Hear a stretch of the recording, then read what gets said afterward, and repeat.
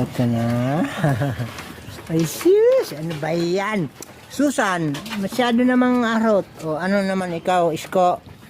Isko, si Susan, si Galdo, at saka si Ispat.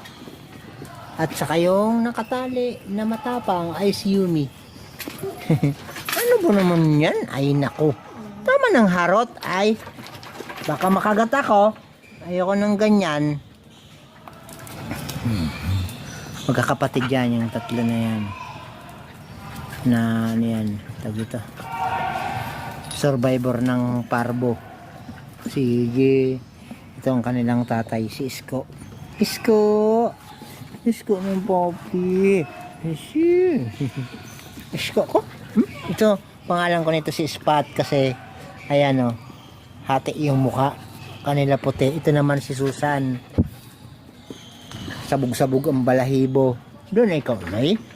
Ito naman si Galdo. Nag-isang lalaki. Sige, aray ko. Ay nako, nasobrahan naman sa pabibi na yan si Susan. Tama na yan, tama na. Sus, pabibi naman ang bibi ng papa na yan. Sige na. Okay na. Tama na. Tama ng harot. Tama ng harot. Tama ng harot kay papi. Nasusobrahan na sa harot, ha? Baka man galusan ako ng mga ngipin-ngipin na yan. Lalo na ito si Ispati. Ito yung Ispat na yan. Ito yung malambing.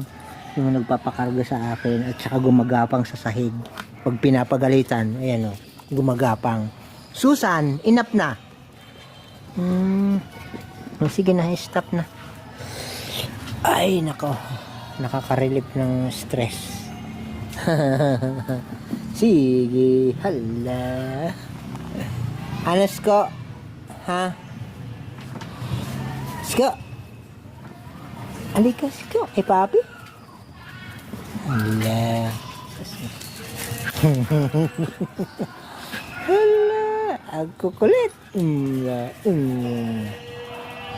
Marami yan. Maraming walang makapapasok sa bakuran dyan pag hindi ako lumabas.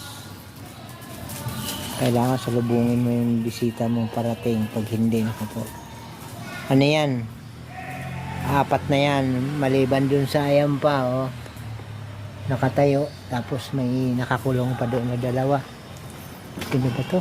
Ayan. Ano to? Si Veroska. Saka si Luna. Yan yung aking malalaking aso. Diba?